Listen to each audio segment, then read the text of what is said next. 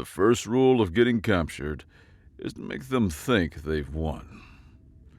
Sergeant Lex Rook Jackson was a master of letting the other guy feel like a winner, right up until the moment he wasn't.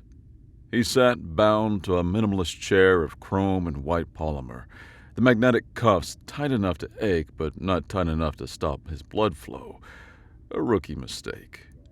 In the stark, shadowless light of the Valkyrie integration chamber, every surface was a mirror. The polished floor reflected the two guards standing at ease by the door. The featureless white walls held their distorted, elongated shapes. The ceiling, a simple pane of luminous material, showed him the entire room from above. He didn't need to turn his head to maintain perfect situational awareness. He was focused on a more immediate problem, his left thumb. With slow, controlled pressure, he was leveraging the joint against the edge of the cuff. The pain was a sharp, electric spike, a familiar old friend. He breathed through it, a slow, steady rhythm that kept his heart rate from betraying his efforts. Pain was just data. He could process it, file it away, and act on the useful bits. The useful bit right now was the sickening, grinding pop he was working toward. The door slid open with a whisper of displaced air. Commander Orasi Doragos entered, and the room's sterile perfection seemed to coalesce around him. He was tall for a Valkyrie, clad in a uniform the color of fresh snow, its lines so sharp they looked like they could cut. He moved with a liquid grace that belied the rigid ideology of his people. He held a datapad, a sliver of black glass and metal, and his silver eyes swept over Rook with the detached curiosity of a biologist studying a particularly virulent microbe. United States Marine Corps Exo-Soldier Special Operations, Sergeant Lex Jackson, call sign Rook. Doragos' voice was calm, melodic, and layered with a condescension so profound it was almost a physical force. He circled the chair, his boots making no sound on the reflective floor. Your file is a monument to barbarism, a litany of chaos spread across a dozen worlds.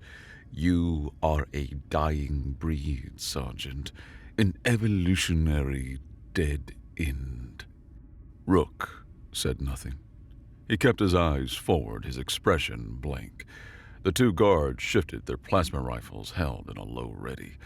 They were bored, complacent, perfect. Doragos stopped his slow orbit and stood before him. He gestured with a datapad. We captured your entire platoon, of course. They broke, all of them.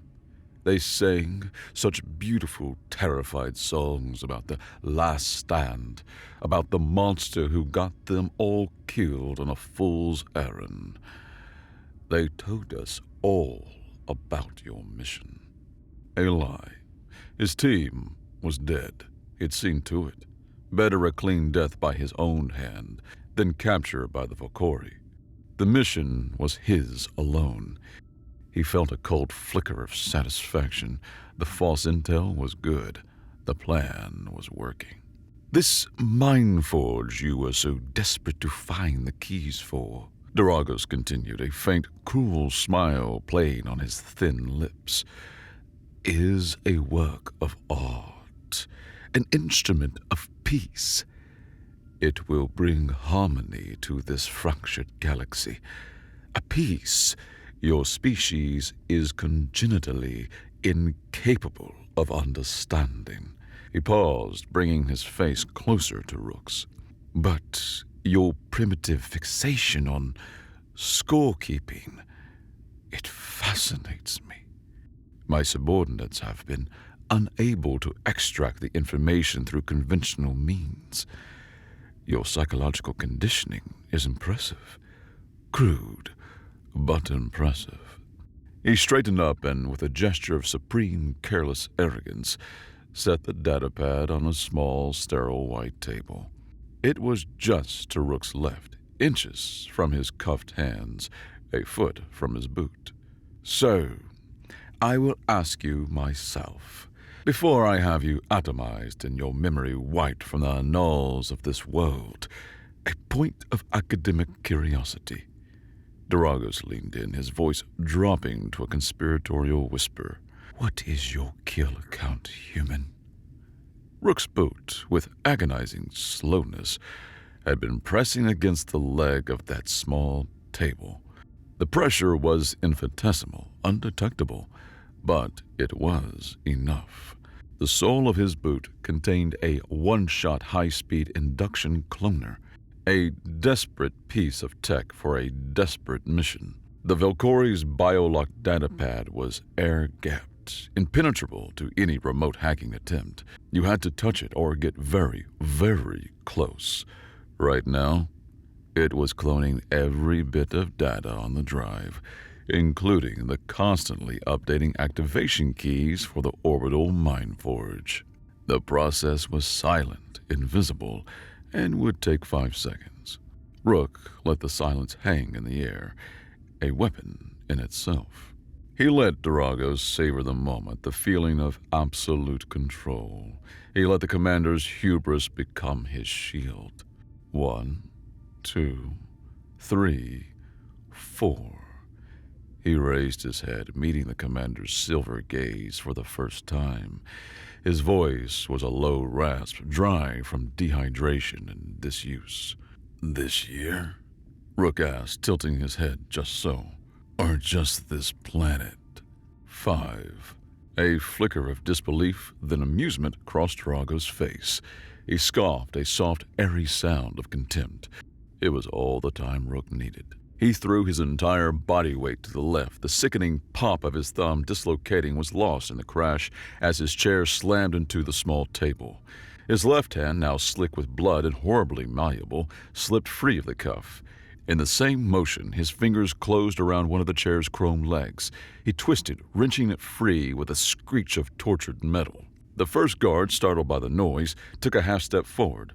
Rook was already moving, a blur of motion. He lunged, not at the guard, but low. The jagged end of the broken chair leg punched through the guard's knee joint. The Valkyrie screamed a high-pitched sound of shock and agony and went down.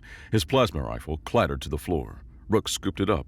The grip felt alien, but a trigger was a trigger. The second guard was recovering, raising his own rifle. Too slow.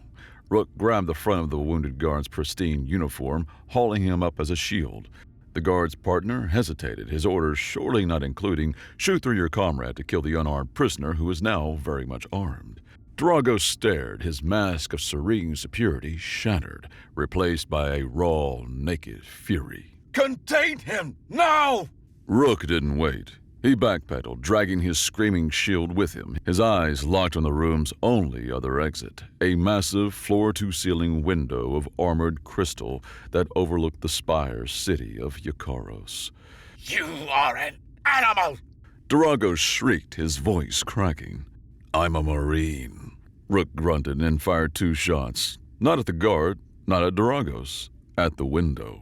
The plasma bolts, designed to melt armor, hit the crystal and didn't penetrate, but they superheated the impact points, creating spiderwebs of thermal fractures. He turned, slammed his boot into the center of the fractured glass, and with a deafening crack, the window gave way. Wind and the shriek of city traffic rushed in. For a split second, Rook was framed against the sky, a silhouette of defiance. Then he threw the wounded guard at the other, a bloody, screaming missile, and stepped backward into the abyss. The fall was a 100-story scream. Wind tore at him, a physical force trying to rip him apart. The city of Yakaros rushed up to meet him, a dizzying paranoia of soaring white spires and shimmering skylines. This was the stupidest part of the plan. His standard-issue USMC undersuit, a thin black layer of smart fiber, was all he had. Its primary function was to interface with his powered armor. Its secondary function was this: a network of microscopic capillaries filled with impact gel laced the entire suit.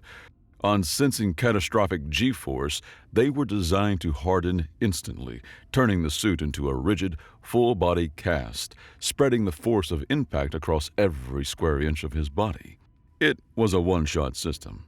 It would save his life. Probably. It would also feel like being hit by a train. He angled his body, fighting the tumble, aiming for the dark, ugly shape of a transport barge chugging slowly along a low-level service canal. It was piled high with something dark and granular, fungal loam if the intel was right, for the spire's rooftop agridomes, softer than pavement. The ground rushed up, the suit tightened, a brutal, full body clenched. The world went white with pain. He hit the loam like a meteor. The impact was a thunderclap of displaced dirt. The suit's network of capillaries had flashed hardened, absorbing the kinetic energy, but in doing so, they shattered into millions of useless, inert fragments. The suit was now just a torn jumpsuit. He was alive, but every muscle felt like it had been tenderized with a hammer. He lay there for a full 10 seconds, gasping for air in the rich, earthy-smelling loam, taking a systems check. Legs worked, arms worked. Nothing felt broken, though he was sure he'd be pissing blood for a week. He coughed, spitting out a mouthful of dirt. His first coherent thought was not of escape or the enraged commander 100 stories above. It was of his partner. With a groan, he rolled over and reached for his left boot. Tucked into a hidden compartment was a small brass object shaped like a high-caliber bullet casing. He pulled it free, the cool metal of a familiar comfort in his palm. This was the core matrix of HX-734, his assigned AI. He looked at the stolen Vakori plasma rifle. It was a sleek, elegant weapon, a white polymer and glowing blue energy cells, and, like all advanced military hardware, it had a diagnostic port. He jammed the pointed end of the hex's core matrix into the port. For a moment, nothing happened. Then a soft, female voice spoke, not into the air, but directly inside his skull via the matrix's neuralink. "Lex, your blood pressure suggests you're either about to have a heart attack or you're enjoying this. I am concerned it is both." Rook managed a grim smile. "Good to hear you too, Hex. Status?" "Drawing minimal power from the weapon's battery. All my core processes are intact. The data clone you initiated was successful and has been transferred to my local memory. Commander Durago's personal datapad contained the complete up-to-minute activation key sequence for the orbital mind forge. Mission objective achieved." "Good." Rook grunted, forcing himself to his knees. The barge shuddered beneath him as it moved along the canal. Alarms began to blare across the city, their piercing shrieks echoing between the massive towers. Lockdown. "Less good," Hex's calm voice continued, "is that the entire city's security net is now focused on finding a single human who recently exited a top-floor window without the aid of a vehicle. Your heat signature is conspicuous." Rook looked up. The pristine white spires of the Vakori elite towered above, a world away from the grimy, functional underbelly of the city where he now found himself. Down here, the air was thick with the smell of grime and recycled water. Pipes hissed and the roar of the maglev transit system vibrated through the barge. "Time to get inconspicuous," Rook muttered, pulling himself to his feet. He was a bloody, dirt-caked ghost in a city of saints, and the hunt was on. The city was a hornet's nest, and he had just kicked it. Searchlights sliced through the perpetual twilight of the lower levels. Valkyrie enforcers, sleek chrome and white robotic soldiers, moved with silent, synchronized precision through the alleyways and service corridors. Their plasma rifles cast eerie blue shadows that danced on the damp walls. 3 enforcers approaching from the west corridor, 70 meters. Hex's voice reported in his head. 2 more the gantry above you. Their optical sensors are scanning for human heat signatures." "Copy." Rook flattened himself into an alcove, reeking of industrial solvent. He was herding them, Every move was calculated. Every corner he turned was chosen to funnel his pursuers into a kill box of his own design. He watched the first patrol pass, their movements fluid and predictable. He held the stolen plasma rifle, its power cell glowing a steady blue. "Hex, that high-pressure steam conduit on the wall. What's its tolerance?" "The joint is rated for 900 kilopascals. A single plasma boat will exceed that by a factor of 3. Rook waited until the patrol was directly beneath the conduit. He leaned out, fired once, and ducked back. The plasma bolt hit the thick pipe with a sharp hiss. A heartbeat later, the joint exploded, releasing a blinding, screaming cloud of superheated steam. The enforcers were engulfed, their sensors instantly whited out. One of them fired blindly, its bolt sizzling into the ceiling. Rook didn't stick around to watch. He was already moving, sprinting down a parallel corridor. The chaos was his cover. "New contacts," Hex said, her tone unchanged. "An aerial drone is vectoring to your position." "Lead it to the garbage disposal district, Sector Gamma 7. "Understood." Plotting a course. "Turn left at the next junction. And Lex, try not to get compacted." The chase was a blur of grimy metal and flashing lights. He slid down maintenance ladders, leaped across yawning chasms between buildings, and used the city's own infrastructure as a weapon. He triggered a public transit conduit's emergency electromagnetic purge just as a squad of enforcers entered it, shorting out their systems in a shower of sparks. He was a virus in the machine, turning its own strengths against it. But they were relentless. For every squad he evaded or neutralized, 2 more appeared. They were closing the net. The data he had stolen from Daragos's pad wasn't just the Mindforge keys. Hex had found a ghost in the machine, a single, heavily encrypted data packet hidden within a routine maintenance file. A breadcrumb. It was a set of coordinates, deep in an abandoned industrial sector. "The signal's origin is a derelict biolab," Hex stated as Rook slid to a halt behind a pile of discarded servitor parts. "Analysis of the encryption suggests it was a one-time bus transmission, sent 72 hours ago. An attempt to contact outside resistance, I believe. It was intercepted by Darago's internal security. He knows about this location, Lex." "So it's a trap." Rook breathed, his lungs burning.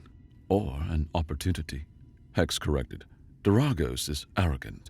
He would not send a legion to investigate a single failed transmission.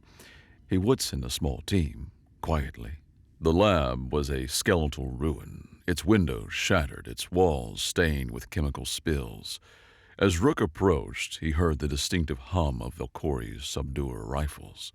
Non-lethal stun weapons. Hex was right. They weren't here to kill. They were here to capture. He peered through a broken window. Inside, 4 Valkori soldiers in light armor had a single figure cornered. A woman. Valkori by her features, but dressed in the simple gray fatigues of a lab technician.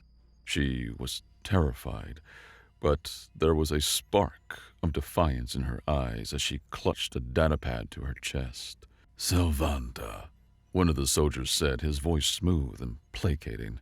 "Commander Daragos requests your presence. There has been a misunderstanding. Please, come with us quietly." Rook raised his plasma rifle.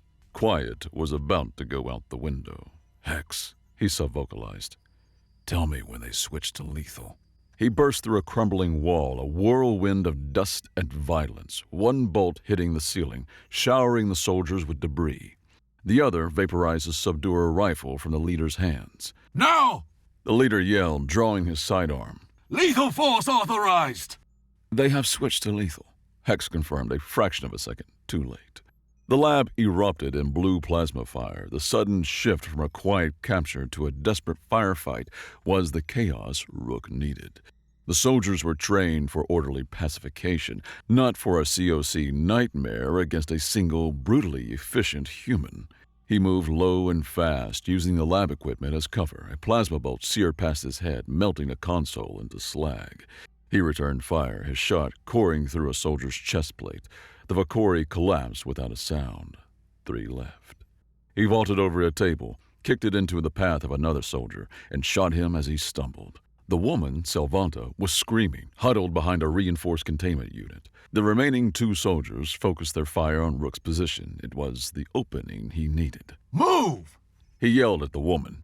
She scrambled away as he laid down a curtain of suppressing fire. He didn't need to kill them all, he just needed to get her out. He tossed the nearly depleted plasma rifle at them, a desperate, clumsy distraction, and charged. He tackled one soldier, driving his shoulder into the Valkyrie's midsection, and they crashed to the floor. He brought his elbow down on the soldier's helmet with bone-jarring force. The last soldier had a clear shot. Rook braced for the heat. Instead, a heavy metal fire extinguisher crashed into the side of the Valkyrie's head, wielded by a trembling but determined Salvanta. The soldier crumpled. Silence descended, broken only by their ragged breathing and the drip of leaking pipes. Rook pushed himself up, grabbing the soldier's plasma pistol. He looked at Sel. She was staring at him, her eyes wide with a mixture of terror and awe. "You," she stammered. "You're the human, the one who escaped the spire." "Now, let's get out of here before his friends show up," Rook said, his voice a low growl. "You tried to contact the Resistance." It wasn't a question. She nodded, clutching her datapad. "I helped build it, the Mind Forge. The focusing array, it was my design. I saw what they used it for on Gila X. I saw them erase people. I couldn't let it happen again." Her voice cracked with guilt and fear. "Doragos found out. He sent them to silence me." Rook looked from the scientist to the data keys stored in Hex's matrix. The mission had just gotten a lot more complicated and a lot more personal. "The keys aren't enough," he said, more to himself than to her. "We need to destroy it." Sel's eyes widened. "Destroy it? That's impossible. It's in synchronous orbit, protected by the entire Dominion fleet." Nothing's impossible," Rook said, checking the charge on his new scavenged pistol. "It's just a matter of finding the right application of violence." "The spaceport is a fortress," Sel said as she worked her datapad. They were huddled in a maintenance node deep in the city's bowels, the air thick with the smell of ionized air and mildew. "Every exit is monitored. Facial recognition, thermal scans, gravimetric sensors. We'll never walk out of here." "We're not walking," Rook said, cleaning the plasma pistol. He looked up at the schematic she had projected onto the grimy wall. It showed a web of tunnels crisscrossing the planet's crust. "The Maglev freight network. You mentioned it." "It's for automated cargo hauling, unpressurized, unshielded. It connects the industrial zones to the orbital loading platforms." She zoomed in on a specific interchange. "I can access the network's routing controls from here. I can divert a freight car to a decommissioned maintenance depot near the old shipbreaking yards. It's our only shot, but Doragos will know." Rook finished for her. "He'll anticipate it." "He's meticulous," Sel confirmed, her voice tight with anxiety. "He'll have teams waiting at every logical destination. The moment my hack is detected, he'll know our vector." "Let him." A grim smile touched Rook's lips. "Wouldn't be fun otherwise." The freight car was a metal box hurtling through darkness at 500 kilometers per hour. The roar of the wind was a deafening constant that vibrated through the floor plates. Rook stood braced against the wall, pistol ready. Sel was crouched in the corner, her face illuminated by the glow of her datapad as she monitored the Valkyrie security response. They know we're on this line. She yelled over the noise. They're dispatching intercept teams to the depot. A loud clang echoed from above, followed by the screech of metal on metal. "They're not waiting for the depot." Hex's voice cut through the din, calm as ever. "Foreign forces are cutting through the roof." Sparks rained down as a plasma torch sliced a glowing orange circle in the ceiling. Rook didn't wait for them to finish. He aimed his pistol and fired. The bolt punched through the weakening metal, and a strangled cry came from the other side. The cutting stopped. But a moment later, another cut began a few feet away. The first circle of metal fell inward with a crash, and an enforcer dropped through, landing in a crouch. It raised its rifle. Rook was already moving, tackling it before it could get a shot off. They slammed into the far wall of the car. The robot was stronger, its metal limbs hydraulics-driven. But Rook was faster and dirtier. He drove his thumb into the optical sensor, then ripped its rifle away. Another enforcer jumped through the second hole. Cell screamed. Rook kicked off the wall, using the first enforcer as a springboard. He twisted in midair and fired the stolen rifle, the plasma bolt catching the second robot square in the chest. It exploded in a shower of chrome and sparks, but two more were dropping in. Lex. Hex's voice was urgent. A support strut to your left will fail if subjected to 400 kilopascals of pressure. Rook didn't need to be told twice. He grabbed the nearest enforcer by its head, pivoted, and slammed its faceplate directly into the indicated strut. The metal groaned, the robot's head crumpled, and the strut buckled with a shriek of tortured metal. The fourth enforcer had its sights on him. Before he could fire, a section of the roof, weakened by the damaged strut, tore loose in the slipstream. The chunk of metal, traveling at hundreds of kilometers per hour, slammed into the last robot, pulping it into a twisted wreck and then vanishing into the darkness of the tunnel. Rook stood panting in the wreck-strewn car, the wind howling through the new hole in the roof. Approaching the depot. Cell shouted, her eyes wide. They're here. Dozens of them. The freight car screeched to a halt, the sudden deceleration throwing them forward. The depot was vast, cavernous, and lit by harsh floodlights. And it was crawling with Vakori soldiers. They were arrayed in a perfect semicircle, plasma rifles leveled, a wall of white armor and blue light. At the center stood Commander Doragos. His uniform was still immaculate, but his face was a mask of cold, controlled rage. The animal is cornered. Doragos' amplified voice boomed through the depot.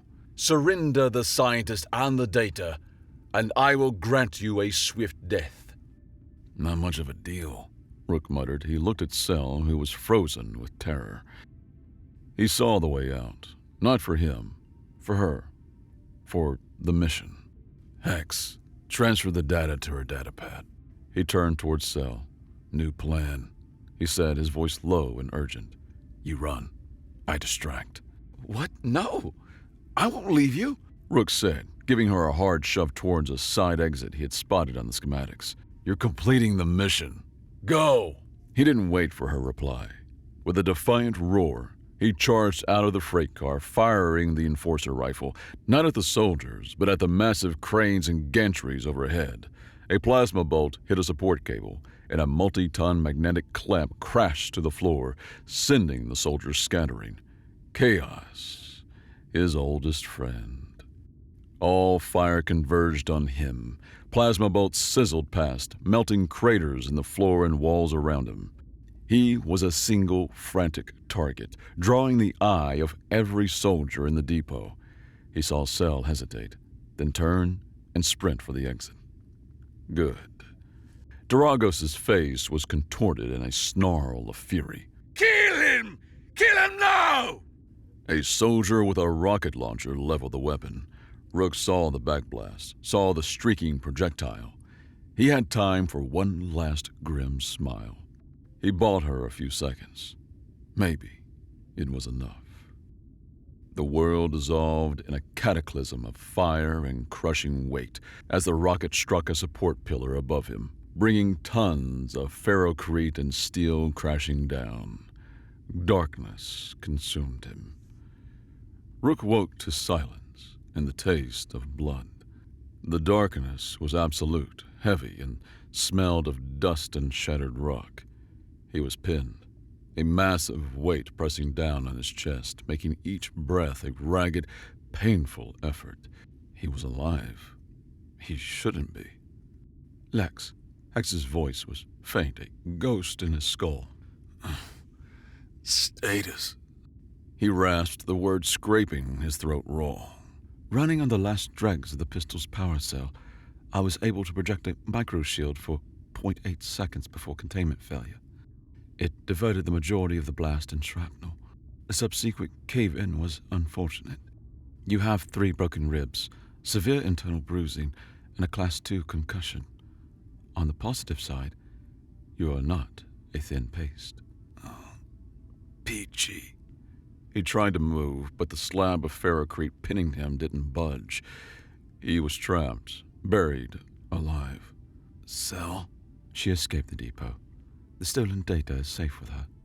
However, telemetry from her datapad indicates Doragos has accelerated the Mindforger's deployment schedule.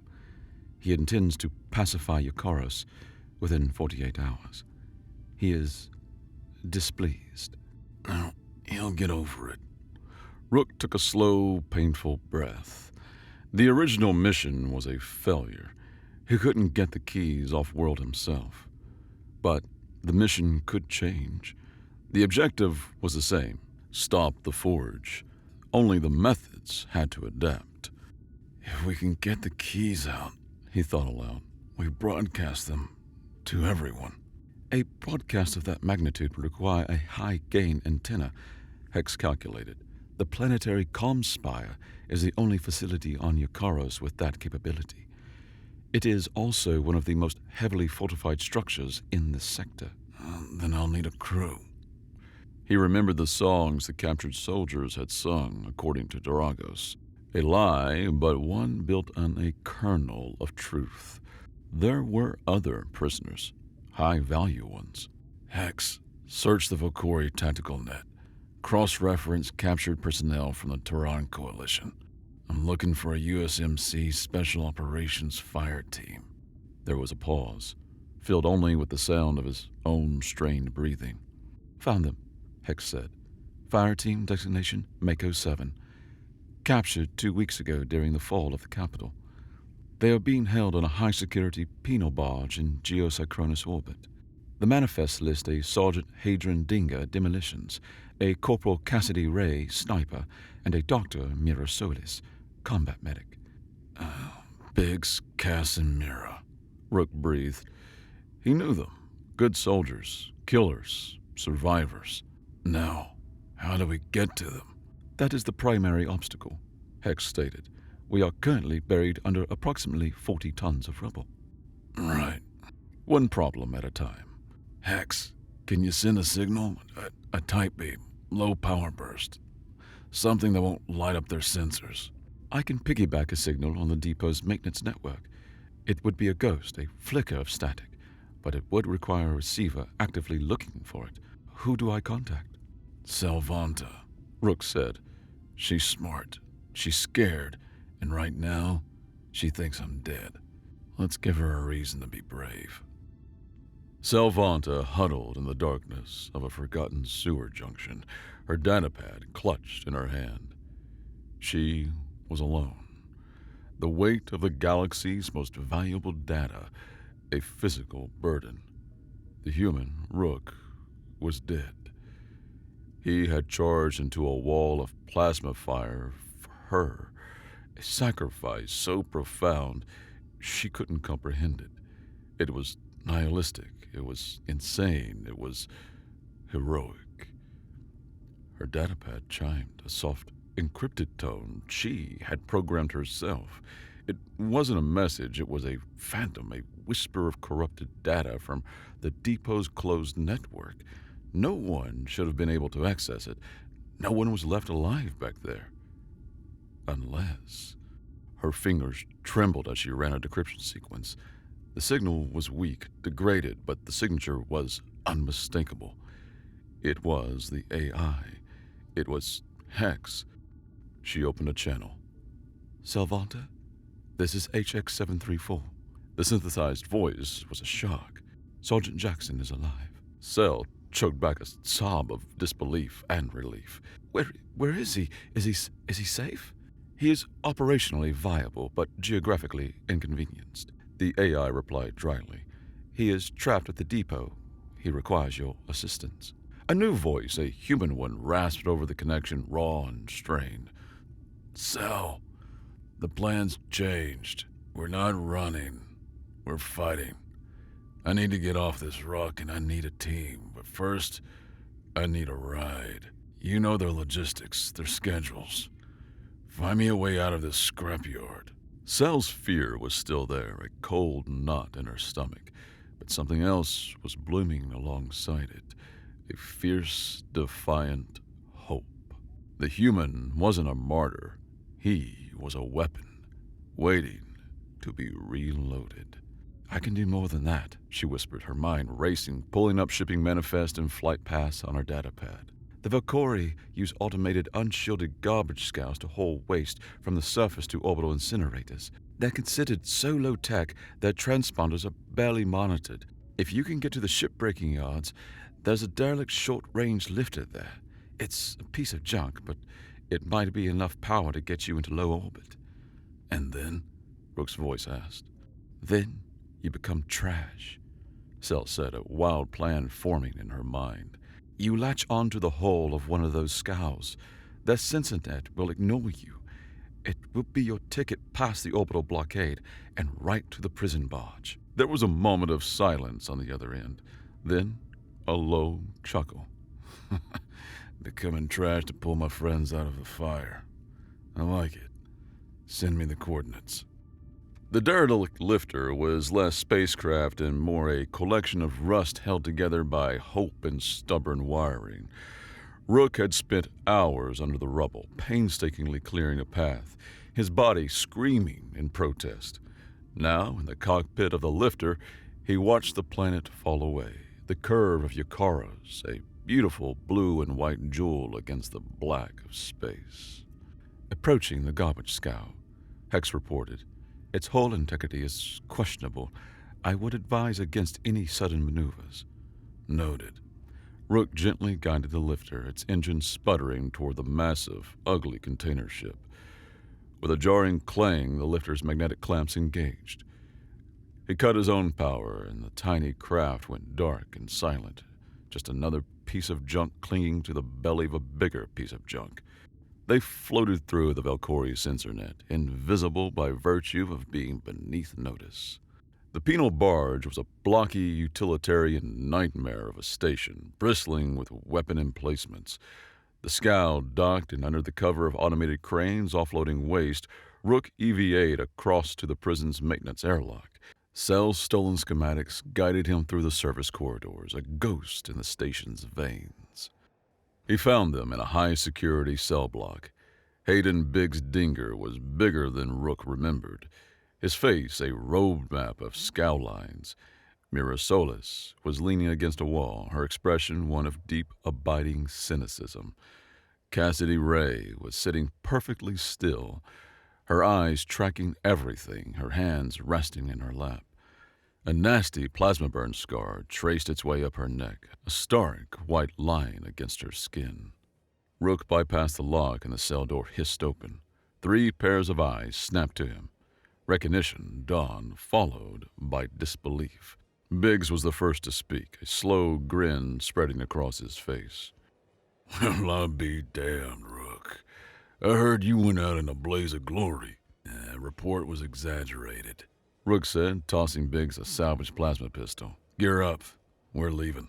Mira caught the pistol he threw to her. Leaving where exactly? The nearest friendly port is 1,000 light years and a galaxy of herd away. Change of plans, Rook said, his eyes meeting Cass's. He didn't need to speak to her. They understood each other on a different level. He just nodded, and she nodded back. A silent promise of violence. We're not running. We're going back down. We're going to start a riot, steal a ship, and broadcast a message to the whole damn galaxy to kiss our asses. Biggs let out a booming laugh, slapping his cybernetic knee. It was an older model, prone to seizing. What a dumbass plan. Sergeant, I'm in. A lateral move in terms of life expectancy, Mira added, checking the charge on her pistol, a wry smile on her face. But with a much better view. Let's go create some casualties. Cass just racked the slide on her own weapon, the sound echoing in the silence. It was all she needed to say. The bastards of Yakaros were back in business. The fight out of the prison was a symphony of controlled destruction. Biggs turned a power conduit into an improvised explosive, blowing a hole in the hangar bay doors. Mira used a medical laser to blind sensors and cauterize wounds with equal pragmatism. Cass, with a stolen long rifle, was a phantom of death, dropping guards from all angles with silent efficiency. They fought their way to the ship Cell had specified, a Valkyrie Vindicator-class gunship. Why this one? Biggs yelled over the whine of plasma fire. The command bridge is a fully independent escape vessel. Rook shouted back, laying down suppressing fire. It's our lifeboat. They stormed the bridge, sealed the blast doors, and blasted their way out of the hangar, leaving a trail of wreckage and confused Valkyrie in their wake. Their new target loomed in the view screen. The Yakaro's comm spire, a needle of light piercing the upper atmosphere. The apex of the comm spire was a sterile chamber of humming equipment. The battle to get there had been brutal, but the newly christened bastards of Yakaros had carved a bloody path to the top. I'm in, Cell said from a remote console she had patched into, her voice tinny over the comms. Slicing their encryption now.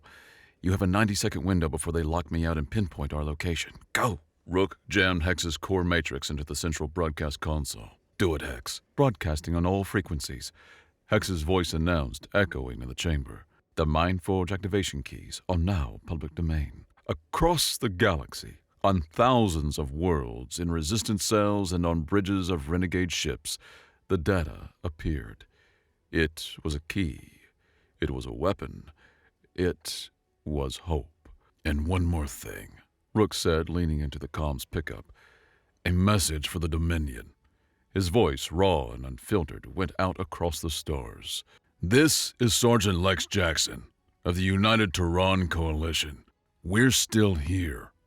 Yakaros is not yours, and we are coming for you. A massive screen on the far wall flickered to life. It was Commander Doragos, live from the bridge of his flagship. His face, once a mask of calm superiority, was now a twisted canvas of pure apoplectic rage. His composure was gone, burned away by the acid of his own failure. Obliterate that spire! He screamed, his voice a raw shriek of fury. I want it turned to glass and dust! I want nothing left! On the screen behind Doragos, Rook could see the orbital cannons of the flagship beginning to glow. Time to go, Biggs said, grinning. Rook pulled Hex's matrix from the console. You heard the man, he said to his team. Let's not be here when the glass starts forming. They scrambled back to the gunship, the thunder of orbital bombardment shaking the very foundations of the spire as they clawed their way back into the sky. The Valkyrie Dominion's response was as swift as it was predictable. Humiliated, Doragos received authorization from the High Council to do the unthinkable. Use the Mindforge at full, uncalibrated power on Yakaros itself. Not to pacify, but to punish, to make an example of the world that had spawned the ghost who haunted them. The legend of Rook was always spreading. Panicked Valkyricom's chatter, intercepted by Hex, spoke of the ghost of Yakaros, the single human who had defied an empire. In the grimy underlevels of the city, a new symbol of rebellion was being scrawled on the walls. A simple, stark image of a broken chair. The uprising started small, a riot in a labor camp, a supply depot sabotaged, a patrol ambushed.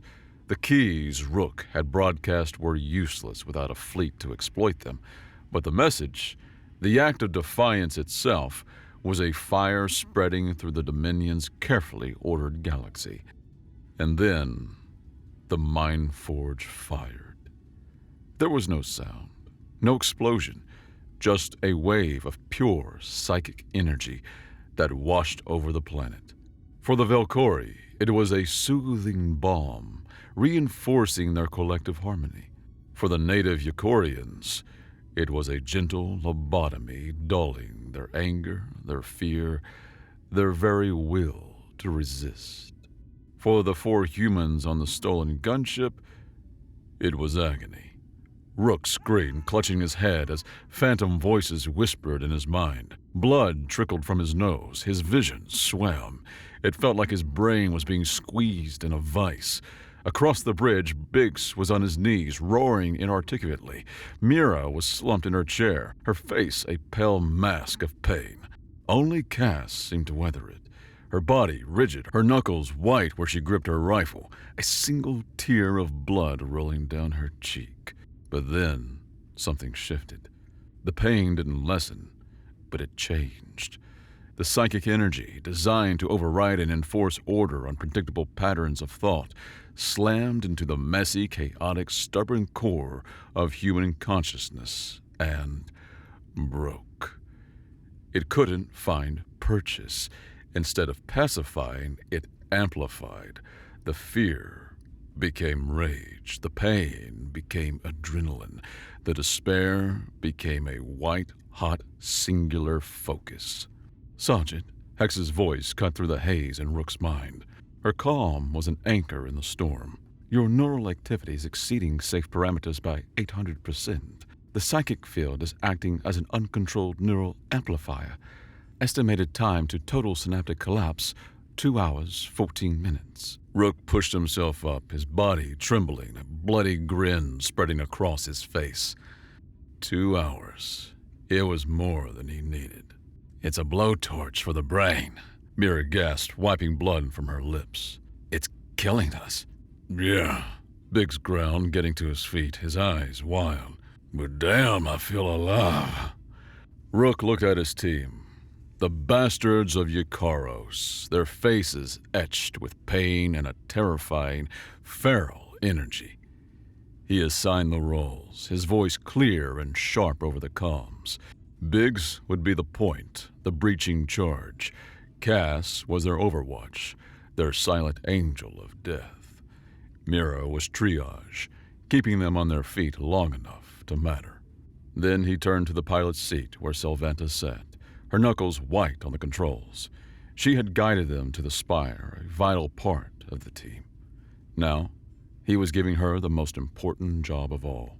"You are our pilot and our ticket home," he said, his voice softer than she had ever heard it. "Get us on that station cell. Ram it if you have to. Then you get this command bridge detached and prepped for launch. You are our only way home." He wasn't just giving her an order. He was entrusting her with their lives. He was telling her to survive. Sel met his gaze, her fear eclipsed by a hardened resolve. "I will not fail you," she said. "I know," Rook said. He turned back to the main view screen where the Mind Forge hung in the blackness of space, a pristine, elegant instrument of genocide. "Let's go crash a party." The approach was a suicide run. The Vindicator-class gunship, already damaged, flew directly into the teeth of the Mind Forge's automated defenses. Plasma fire tore through their hull, alarms shrieked. "We're not gonna make it!" Biggs yelled as the ship bucked violently. "We don't have to make it! Rook shouted back. We just have to get close!" Sel wrestled with the controls, her face a mask of concentration. She wasn't aiming for a docking bay. She was aiming for the station's massive observatory dome. With a final, desperate lurch, the gunship tore itself apart, but its forward section, including the bridge, slammed through the observatory's crystalline dome in a shower of shattered glass and screaming atmosphere alarms. The crash was catastrophic, but it was a success. They were inside. "Go!" Sel screamed, her fingers already flying across a console, initiating the command bridge detachment sequence. "I need 5 minutes!" The team spilled out of the ruined cockpit into the station's interior. The contrast was jarring. Outside was the chaos of their crash. Inside was a cathedral of order. Corridors were vast, cathedral-like halls of white and gold, silent and sterile. Their bloody, chaotic presence was a stain on its perfection. Let's make a mess." Biggs grinned, hefting a breaching charge. He slapped it onto a plasma conduit junction. "Fire in the hole!" The explosion ripped a gaping, blackened hole in the pristine corridor, turning the energy conduit into an improvised plasma cannon that spewed blue-white death down the hallway, incinerating a squad of responding enforcers. They moved fast. Cass found a perch atop a gilded statue, her rifle barking, each shot an impossibly precise ricochet that took out targets 2 corridors away. Mira set up a choke point at a junction, a plasma pistol in one hand and a salvage machete in the other, a grim reaper holding the line against a tide of chrome. The psychic pressure of the forge was a constant, agonizing hum in their minds, pushing them closer and closer to the edge, but they fed on, turning the pain into fuel. Rook fought his way toward the station's core, driven by a singular purpose. He didn't feel the gash on his arms or the searing pain from a plasma graze across his ribs. There was only the mission, only the target. He burst into the core chamber. It was a vast, circular room. At its center, suspended in a web of energy conduits, was a massive, flawless, focusing crystal, pulsing with a soft, malevolent light. And waiting for him, his white uniform unstained, was Commander Doragos. He held a long, thin blade of shimmering energy, a Vakori power sword. "The ghost of Yukoros," Doragos said, his voice once again calm. But this time, it was the calm of a psychopath who had finally cornered his obsession. "The human anomaly. I had to see you one last time." The duel began. It was elegance versus brutality. Doragos' swordsmanship was like a dance, a perfect flowing form of deadly art. Rook's fighting was pure pragmatism, blocks, parries, and raw, savage brawling. He used his fists, his boots, the environment itself. But the human body had its limits. The psychic field was taking its toll. Rook was slowing down. Doragos' blade flashed, and Rook cried out as it laid open his thigh. He stumbled, and Doragos pressed the advantage, a flurry of attacks forcing Rook to his knees. The tip of the energy sword came to rest against Rook's throat. Doragos had won, but his academic curiosity, his pathological need to understand, was his fatal flaw. He leaned in, his face inches from Rook's. "It is illogical," Doragos said, his voice filled with genuine philosophical incomprehension. "Order is peace. Harmony is strength. Why do you cling so desperately to your chaos?" Rook looked up, his face a mask of blood and sweat. A grin, terrifying in its intensity, spread across his lips. He gave the thesis of his entire existence, the foundational truth of his species.